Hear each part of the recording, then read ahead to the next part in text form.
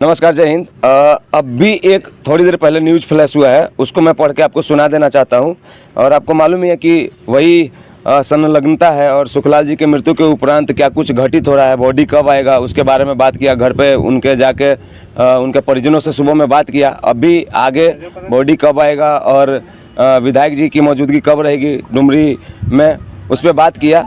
और उन सब के बीच एक नया न्यूज़ फ्लैश हुआ है और झारखंड लोकतांत्रिक क्रांतिकारी मोर्चा की तरफ से प्रखंड अध्यक्ष डुमरी अमित महतो जी की तरफ से एक पत्रांक जारी हुआ है JLKM/2025/01। अब इसमें देखिए क्या लिखा हुआ है कि सेवा में श्रीमान उपायुक्त महोदय गिरिडीह झारखंड, लेटर लिखा गया है उपायुक्त महोदय को। इसमें विषय क्या है वो मैं पढ़ के आपको सुना देता हूँ।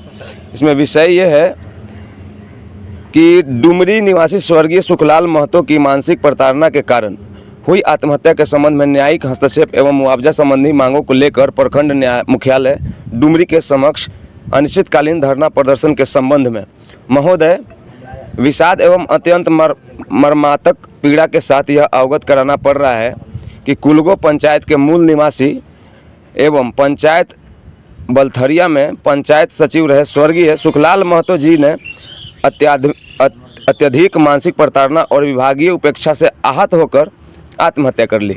यह घटना न केवल एक संवेदनशील परिवार की असमय बर्बादी है बल्कि हमारी प्रशासनिक व्यवस्था पर भी गंभीर प्रश्न चिन्ह खड़ा करती है।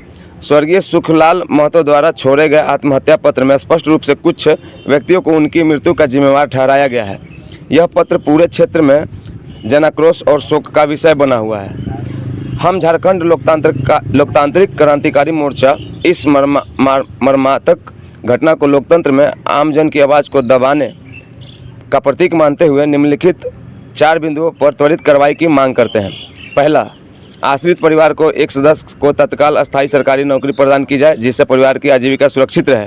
दूसरा, आश्रित परिवार को तत्काल 50 लाख का मुआवजा दिया जाए ताकि वे इस असहनीय संकट की घड़ी से अस्थायित्व पा सके, निबर सके।